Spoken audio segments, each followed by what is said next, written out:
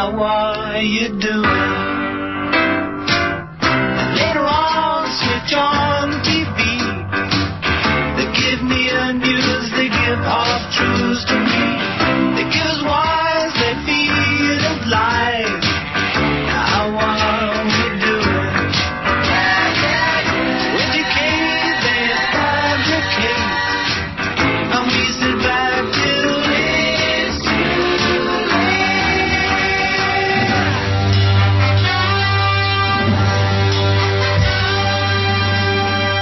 The Radio Adventure. Rick Adams is on. Yes, thank you. We're on tonight, and amen. Thanks be to God. You know, in 1 Thessalonians, the epistle of Paul to 1 Thessalonians, in chapter 5, he writes, "But of the times and the seasons, brethren, ye have no need that I write unto you.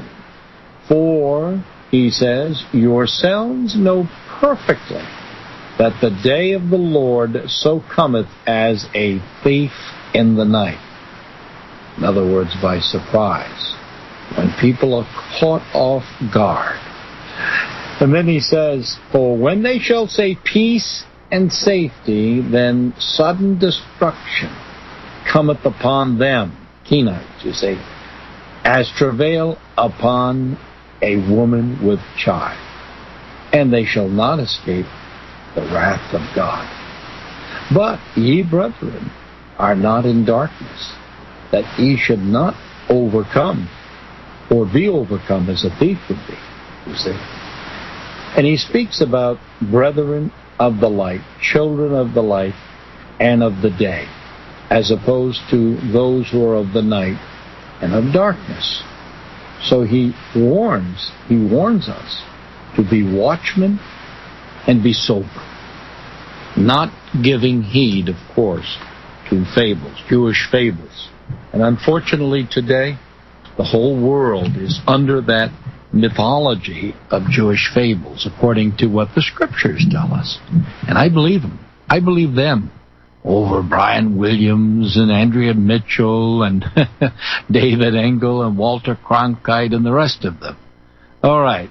How about you? How about you, Monica Stone? What do you think? Well, I agree. We the light is breaking through. I'm very excited. A lot of bad things are going to happen, but we're in a cleansing period. Mm-hmm. And I mean, the Bible is so spot on, but I had to smile when you were reading it, because I'm getting all these emails from so many people saying, "Oh, well, America will be saved. America will not go through tribulation. We're going in the rapture," and blah, blah, blah, blah. I mean, you know, and Jesus is coming on November 13th. Everything's going to be okay.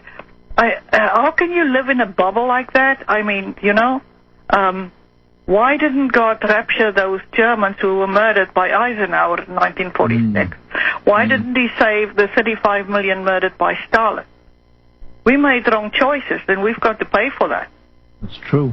You know, so we have to reap the consequences. Of course, it is. And the very things that have been done to them, the Germans in their Holocaust in the 1940s, certainly will be visited upon us by the same sons of Cain and the same demons in Schumacher.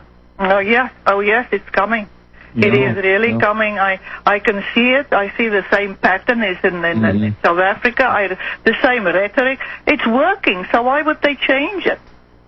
No, there's no need to change the formula, Monica, and Monica knows, because Monica, of course, is from South Africa, folks, in case you haven't heard her before, and she knows whereof she speaks, both on a scriptural level and a personal national level, and what has happened there.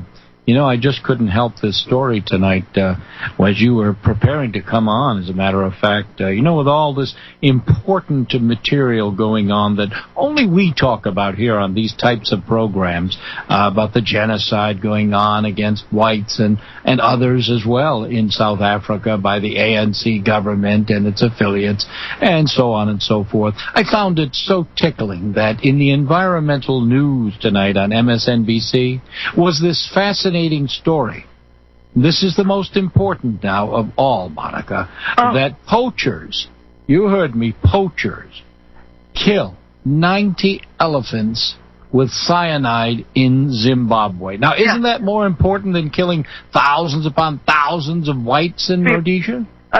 Exactly. I saw that and I thought, it breaks my heart, and it's just an example of how people think. I walked into a shopping center back home one day, and there was a game warden collecting money to save the white rhino. And I said, I'll talk to you when I come back. And I gave him some money, and I said, you know what's worrying me? Is that if we don't save the white race, nobody will save the animal. Mm-hmm. And what is happening there now? Exactly. If you watch this Africa a Deal made by Italian, of course you can watch it on the internet, and they warn you it's just a story. It never happened. What they did to the cattle and what they did to the wild animals, and it's happening there now by poisoning the elephants. I mean, really, it is the whites are not there to protect them, because there are no whites in Zimbabwe now. Mugabe said, I wanted to get rid of everything that's white, and everybody painted all their refrigerators and their stoves black because they were too scared to go to jail. It is going so far.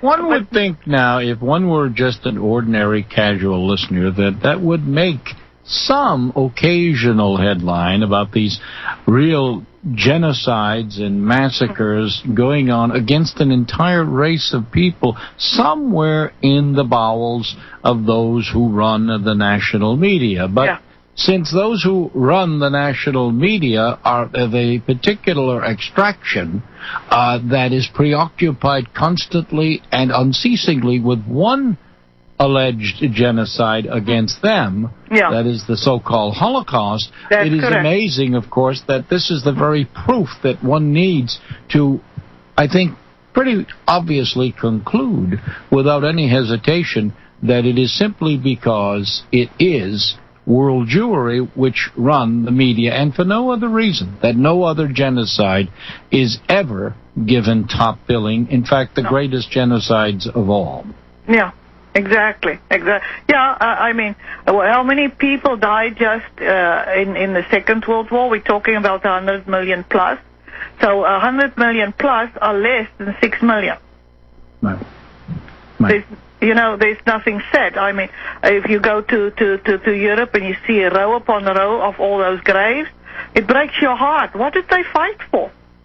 And this is what's happening with America getting involved in all these wars and all this propaganda and getting into another war. Mm-hmm. What happened now in Kenya? We have the same propaganda war, isn't it? Yeah. You know what it made me think of? You remember the First World War? They said, the Germans are throwing the babies in the air and catching them with bayonets.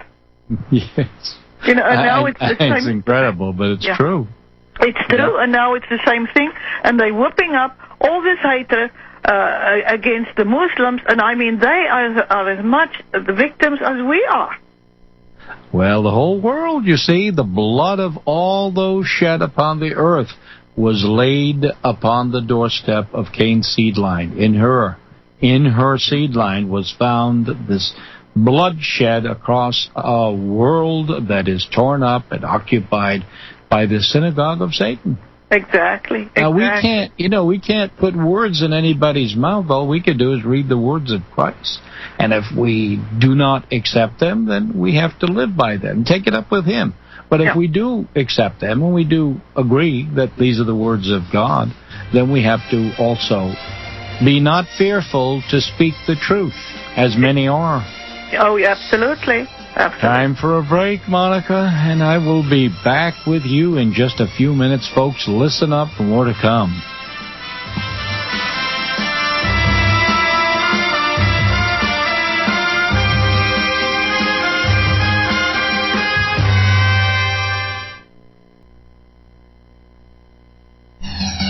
Get back at 'em with Rick Adams, the Radio Avenger, on the Republic Broadcasting Network.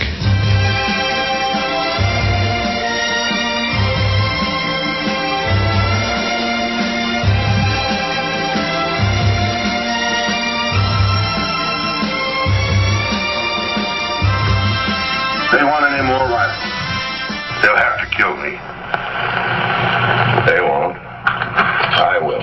And we're back now with Monica Stone. And, Monica, just to go a little step further in this psychological tug of war between the Kenites and the rest of the world, this new president of Iran, Rouhani, is obviously, so to speak, he's genuflecting to the psychological warfare of the Kenites and the synagogue of Satan in the media, insofar as he is making a statement of conciliation to them with regard to their Holocaust. And what he calls it is a, quote, massacre that cannot be denied. And he talks about the Nazis, and he talks about how, yes, it was a crime against humanity, blah, blah, blah. And certainly a lot of eyes were popping, when when these Zionists at NBC were beginning to digest all of this polemic. But nevertheless, they weren't satisfied. They were not satisfied that he just called these, killings crimes against humanity, against Christians and Muslims as well. Yeah. He went so far as to suggest that we will not argue with numbers, let historians decide. And of course, some jaws dropped. These Jewish jaws, the jihadists, who continue to browbeat the world over the head over this unique suffering of Jews, basically are, of course, crying foul and say, well, it's not enough, and we want all or nothing, in so many words, which points out the extremism within their movement. Do you see? Yes. They never have enough. No, it will never be enough. It will never be enough. I mean, I said it in my country, talking about giving the ANC or giving the blacks, but if you don't have anything to give, what are they going to do? Take your life? And this is what they're doing now. Taking the lives in the most horrific way. And this is what the Jews are doing to Christians all over the world. They're using these other people to do their dirty work. They will not get their hands dirty, but they're using these people to rile them up into hatred that we should have this and we could have this and you taking it away from me and whatever, and bowing down. It's no use saying, well, the 6 million really happened and I'm so sorry about it. No, it's not going to be enough. It's amazing what you just said in opening our program tonight. I thought was very true, and that, of course, has to do with this whole concept of this hatred. This concept of hatred of Islam now is the latest in this final war against the new Nazis, as they called them. And this is basically, again, we can't argue with history now. History tells us this whole jihad movement against radical Islam, as they call it, was hatched in Jerusalem. Of course, yes. Yes.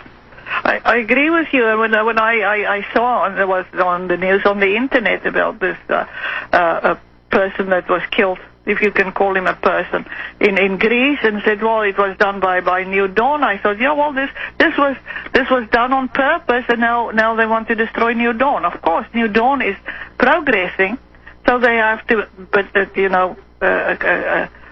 nip it in the bud.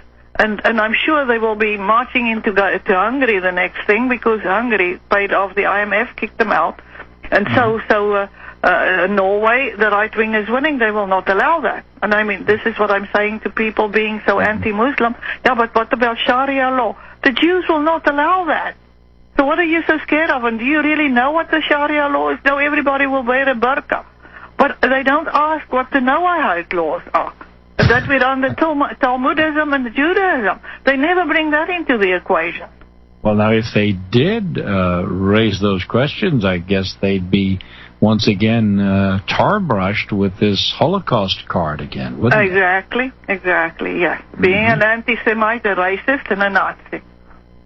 See, so they've got it all figured out. See, Satan has it pretty much all in his corner. He is the accuser. And, when he says in the scriptures to God, you made me this way, I did not make myself this way, he again sounds like, his children. And his children sound like him, blaming everyone except themselves and saying, no, we've done nothing wrong. We have been model citizens.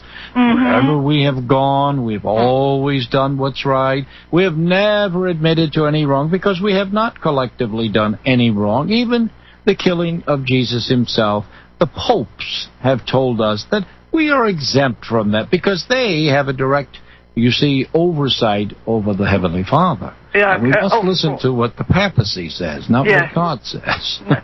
No, this churchianity really doesn't sit well with me. They forget about the God. It's always about the church. Yes. And they never talk about God. I don't know. I can. Sorry, I'm stuttering, but I really get so excited and upset with this whole thing. That's fine. You sound good. You see through this, Rick, and nobody sees through it. I mean, this evil is so deep-seated. People are so stupid. I mean, they're fighting about which brand of beer I'm going to drink tonight, Well, we understand mass psychology, mass psychological warfare, but, also, like you said earlier, God has a hand in all of this. The Father really and truly depends on the blindness of the masses. In this time, particularly in this age, when he says the whole world will be deceived except the elect. And the elect would be deceived if it were possible, except for the sealing of the mind. Yes, exactly. So that Satan's children and Satan running the world media will have such a incredibly strong influence on the minds of people that if it were possible, but it's not, he would deceive and they would deceive the very elect in the last days, who are besieged and hated, we're told, because they will be witnessing to the truth against these lies as we're doing. Yeah, exactly. Yeah, sometimes you feel really you're standing in the middle of the Namib desert and you're screaming at the dunes and nobody is listening. But what did Jesus say? But I came for the lost sheep of the children of Israel. So, so even if one soul is listening tonight and start thinking, I'm not telling you that just believe what Rick and I tell you. Go and study. Buy a book. Read the Bible correctly. Go and study to what Jesus said in John 8:44. Why did he say that? Yeah, he said, you have your father the devil. Exactly. And he will do his deeds, and Yes. You can't. It's no wonder really that, in fact, that the ADL types have tried to really take that New Testament, and that part particularly offends them, and just cut it out of the Bible. But they haven't had to do that totally or overtly. What they've done is brainwash the so-called Christians in the pulpit, starting with the preachers, into rewriting the scriptures for their behalf. Of course. Yes, and you try and get a preacher to talk about John 8:44. They don't dare talk about it, do they? No. I mean, even I was at a right-wing meeting, and one of the men said, I've got to read out of the Bible and open with prayer. And he said, what do you think I read? I said, John 8:44. Oh, no, I can't do that. I said, why not? He said, well, will you do it? I said, yeah, of course. Takes a woman to do it, huh?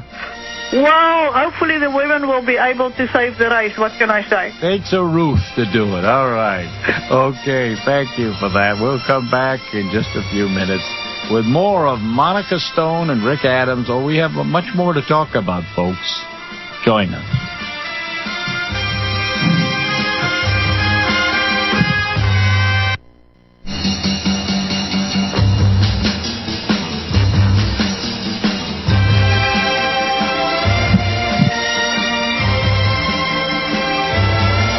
All right, guilty.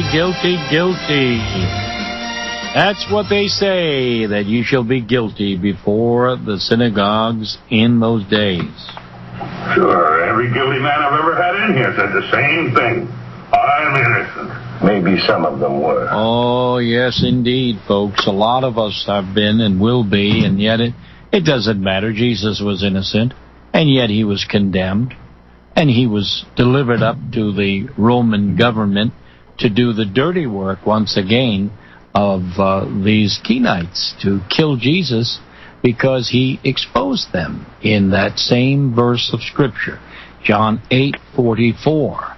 And, Monica, you must have some thoughts about that Jerusalem city, with the fact that we're hearing so much about these fake scenes, these fake terror plots all over the world, in Kenya and in Santa Monica and Woolwich and so forth. But what about the faithful, the Jewish jihadists that are working hard to bring about a, shall we say, a reconstruction of this temple they talk about? They're busy building, I noticed that they're trying to, we talked about it the last couple of nights, talked about how they presently are legally prohibited from visiting, but we know Ariel Sharon, and since then, in 2002, others have taken their faithful up there to the mountain to try to instill fear in the Palestinians and the Arabs in that community, because they want them out. They want them killed or eliminated one way or another, so they can rebuild that temple they call their own. Yeah. It's interesting. I read an article, this is many years ago, that they want to build this temple because then they can declare the Messiah has come. And they will have their false Messiah, and the people will just follow. And this is what it's all about. They have to finish this temple, but I don't know. This is I must be, maybe I'm wrong, but I just hope it's not going to happen. Well, I think the scriptures indicate that it will be this mercy seat that they want in the end times. The mercy seat for their father, Satan himself, will come and pose as the real Jesus and sit there and be the mercy granter of the world, you see.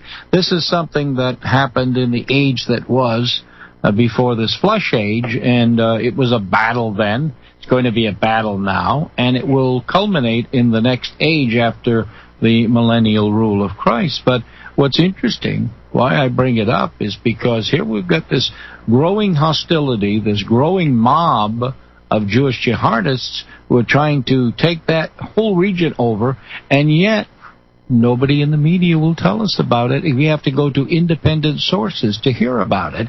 And at the same time, what has this Egyptian government that is ruled by a military junta now, that was instilled and installed by Israel and the United States following the Morsi Democratic Revolution, what are they doing? You see what they're doing now? Why, it just so happens that they're, shall we say, making it impossible for the Gazan fishermen now to survive from the attacks of their navy. The Egyptian navy is actually doing what the Israelis want them to do. Blockading. Yeah. This is. I really appreciate you mentioning it, because this is interesting. The Sunday Telegraph of September 8, 2013 from England says Blair Incorporated targets Far East. But anyway, he was behind the fall of Morsi, Tony Blair. Among others, yeah. Among others, yes. He connived and then had talks with the second richest man in Egypt, and now Egypt is completely under the heel of the Israelis. And Tony Blair, of course, he's Jewish, so this is what he accomplished, and this is what they did in Rwanda by having the Tutsis and the Hutus fighting each other, and the city of Kigali was completely built by Tony Blair and his company. Blair and Bush, we think of them as the Bopsy twins at the time of the Iraq War, don't we? Oh, yes, absolutely. Oh, they're so evil. This is what I'm saying, that people really do, they don't see the greatness of God. And in the same time, they do not understand the deepness of evil. They can't comprehend either of it. No, because evil is always sold to the world as good, and that's why we're told, woe unto them who call evil good and good evil, and woe is the curse of God upon them. and that time when he will rule and he will come to judge them as well. But in the meantime, they have their heyday.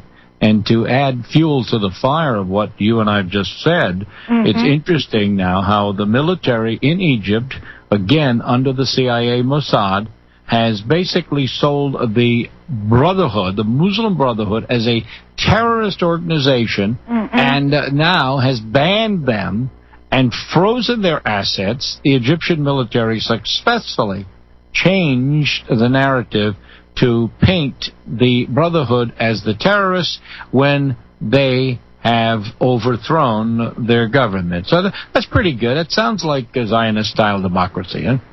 Oh, yes. And what is it in Trail of the Serpent? Very clearly, inquire within said there, and there she said, on a sea of blood, and on her chest is written democracy. Well, wasn't that the cry in Rhodesia and in South Africa? Yes, democracy. Yes. What was it? One man, one rule, one time. That's correct. I mean, yes, Mugabe won again. But it's interesting if we take the three countries, Rhodesia, South Africa, and Namibia. Namibia was a threat to world peace, with 70,000 whites living in Namibia. Also, Dutch Southwest Africa was a threat to world peace, so that had to fall. Okay, so it fell to an uneducated black with the name of Sam Njoma, and Rhodesia had to fall because they wanted black majority government there, and South Africa had to fall because of the evilness of apartheid. So the three countries fell for the same reason, but not for the same reason. But whatever selling very well at that stage, But I mean, how can Southwest be a threat to world peace with 70,000 people living there? Yeah. Well, I remember when we heard a lot about the SWAPO terrorists, the Southwest African People's Organization, was it? That's correct, And, they were fighting against the Namibia and the South African-held government there. And then South Africa, I guess, said, well, let's give them that. Let's give them Namibia, and let's show a goodwill gesture. And that's the way it started, wasn't it? Yeah. Oh, yes. Yes, well, this is the whole issue here. The people must understand that it's like somebody in a hostage situation. You keep on giving and giving and giving, and they're going to kill you anyway. We put everything on the table. They've got nothing to offer, so they're going to take your life too. There's no sitting around the table and talking to people that don't have anything. You just give it away. It's just incredible what happened. And I mean, I'm getting so many people say, "But you people didn't even fight." I mean, yes, we did. We had more than 20 years fighting on the borders of Southwest against the communism. And the world community, the civilized world as they call it, was fighting against you. Exactly, and this is what I'm saying. The blacks are not the problem. We had problems with them. I said, but you know what? We had problems with the West. With the West, America, Europe, and England. This is where the problem was. I mean, the first country applying sanctions against South Africa was Sweden. And now Sweden's got lots of problems with Somalis, and I really, in a sort of a nice way, feel good about it. I thought, but it's the governments and not the people. And now they're suffering because the government's so rotten. Well, and then we had, Lord Mountbatten there, who was killed, wasn't he, in that terrorist incident? And, he represented the voice of Britain, but here was Britain saying, okay, they're not terrorists, they're okay, we can live with them. Yeah, exactly. And then what happened to Mountbatten? Yes, exactly. Even, they don't care if they offer their own. I just finished the editing of the protocols. A friend of mine translated from the Dutch into Afrikaans. And the protocols in Afrikaans, huh? Wow. Yes, in Afrikaans. And I read it so many years ago, but now I had to read it, word by word. It was really very difficult because I don't have the original Dutch. So I had to make do with whatever he used to make sense out of it. But they sort of every facet. Every facet, what was it, written in 1870, around there? And I mean, they infiltrated everything. Yeah. And this is what we're reaping, the whirlwind now, and it's not the whirlwind now. Well, it is a time, I guess, of Jacob's trouble, as it says in the Bible, you see. I think some deeper students of the Bible might know what that means. Thank you. We'll come right back, and maybe we'll take a call or two. Rick Adams, Uncensored, here on RBN.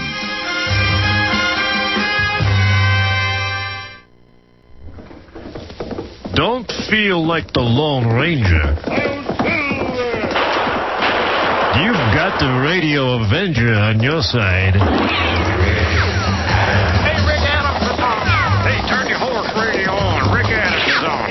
Ouch.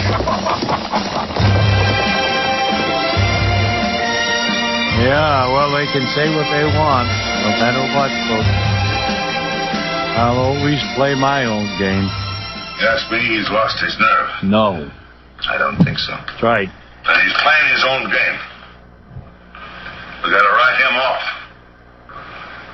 Whatever needs to be done, we gotta do ourselves. And that means all of us, folks, including you. And, you know, I have to say one thing before I take a call here, Monica, and that is the also unnoticed event today by the media, preoccupied with Israel and the Holocaust, is the fact that the U.S. had set to sign this arms treaty, international arms treaty, over widespread protests from gun rights advocates here in the United States. And that is the arms treaty that would, in effect, allegedly stem the flow of weapons to human rights violators and conflict zones over the strong opposition of American gun owners. Now, this is the interesting part.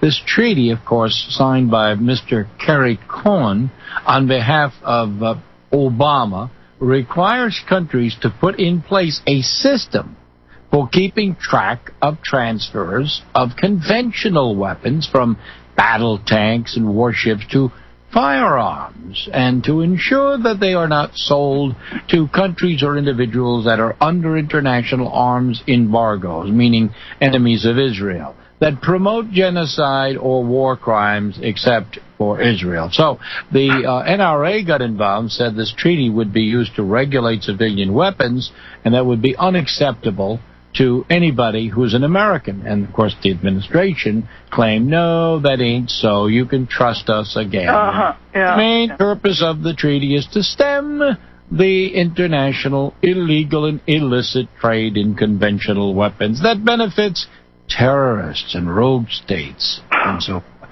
Now, can you, I mean, does that resonate with the world of insanity? Oh, absolutely.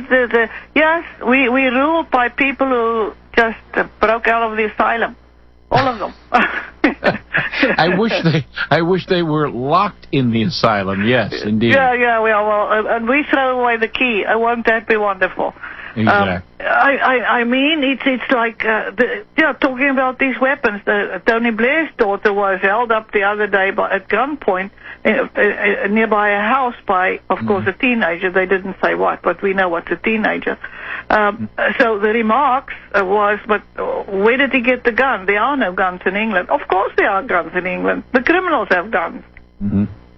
They want to take everything away from us so we cannot defend ourselves. Well, and that's one of the reasons why these psych ops are taking place now across the world, is to convince Americans that they should leave their guns in the hands of only the rulers and the governments of the world. Well, I don't know about you, but the pulse that I hear is that, well, people just aren't buying that malarkey, and you know that, and I know it. No. By the way, how can people get in touch with you to get the daily emails that you send out and visit your site, before I forget? Okay, well, my website is southafricaproject.info. My email address is monica.huggett, HUGGETT, @gmail.com. And if you send me an email, I will gladly send you all the information I'm getting. Excellent. All right. Thank you. Take a couple of calls here as we may. Frank in North Carolina, hello. Come on up. I just had a quick report to bring to your attention. Just a few clips that have come across my radar. One, I heard a doctor that was on a radio show this morning that tends to deflect attention away from the identifiable people that are behind all of our troubles in the world, and he was on there about homeopathic, health matters, but cures and whatnot, illness. But he incorporated somehow, believe it or not, the protocols of Zion into what he said in his introduction. And he said the protocols of Zion are real, and it was one of those you could hear a pin drop type moments. But the host let it go, and it was pretty interesting. You know who I'm talking about, Rick? No, I don't. You know him. He's an associate of yours. You think I do, really? Oh yeah, you know. I'm only teasing. He's a doctor. But all right. Anything else? Well, also, someone brought to my attention that the first caller that Alex took today also was calling about how the public education system was corrupted and whatnot, but he incorporated into what he was talking about the synagogue of Satan, and that was another, you could hear a pin drop moment. With Alex didn't quite know what to do. He was like, "Oh, where's this going? Where's this going?" But probably dropped the call, right? Yeah. Well, he got away with it, but it's good to hear. And I just would like to encourage people: just call in and do like these people are doing. Incorporate what you can, so people will go and look it up for themselves. And I think I recovered Monday morning on the show that I was telling you about last week. I got in there and made some really good points and basically neutralized the opposition, at least for now. So I felt good about that. Thanks for your good work again. All right. Appreciate it. Fred, come on up. Fred in Michigan, are you there? Yes, I am. Okay, go ahead. Speak to Monica and myself. Yes, Monica, what a blessing you are with Brother Rick. Thank you. Listening, I, of course, and then hearing Frank, I want to encourage Frank to get with Tex Mars and pick up from Tex, The Synagogue of Satan by Andrew Carrington Hitchcock, and maybe even Tex Mars' book, Conspiracy, The Six-Pointed Star. But in The Synagogue of Satan, Hitchcock records Alexander Solzhenitsyn, who was awarded the Nobel Prize in Literature 1970 for his Gulag Archipelago. And in Volume 2, Solzhenitsyn identifies by name the organizers and administrators of the Gulag. And he names Aaron Soltz, Yakov, Rappaport, Lazar Kogan, Matvey Berman, Henrik Yagoda, Naftali Frankel. All six are Jews. Now, I would add to that, they probably are Sabbatean, Khazar, Talmudic, Kabbalistic Jews, because there are people who say, well, not all Jews are this way, but it seems like the vast majority of the Jews still support monetarily and otherwise, spiritually, the rabbis. And what do the rabbis teach? The rabbis teach, I think, from the Talmud, the Talmud principal tenets of supremacism, global, worldwide supremacism. In fact, a London Globe journalist, George Peter Wilson, states that Bolshevism, which I think is what we're experiencing with democracy these days, is the dispossession of the Christian nations of the world to such an extent no capital will remain in the hands of Christians, so that all Jews everywhere will jointly attain all the land of the world and reign wherever they choose. You know, I mean, there's just so much. Then in 2000, when George W. Bush Lawton became president, they came out and stated that they are descendants of the house of Plantagenet, which is descended from the house of Judah. And I thought, well, okay, well, that explains why October 16th, 2004, President Bush signs into law the Global Anti-Semitism Review Act, which, by the way, established a special department within the United States State Department to monitor global anti-Semitism. Global Gestapo, using their words, huh? So I'm going to find out. I'm going to find out from the beloved Carl Levin, the magnanimous U.S. Senator from Michigan. I'm going to call their office and badger them until I find out who it is in the State Department that is in charge of this special department. Right. And how much they're being paid. Good for you. Fred, we got to run, though. I want to see if I can squeeze in a quick comment from Katie in Montana. Hello, Katie. You're up. A quick comment from me. I'm long-winded, but I'll try to make it brief. I'm from Montana. Montana is a funny sort of a state. They always turn to the federal government as if Washington, D.C. was a center of intelligence for the entire world. And I just was reading in today's paper, which just about ruined my day, an article of a big meeting you're having in Helena of Childwise Institute. Oh, yes. Montana, the adverse childhood experience. It just keeps going on. Katie, we're out of time. I'm afraid we don't have more time. Monica, thank you tonight for being with me, too. Well, thank you. Goodbye, Kate. Thank you.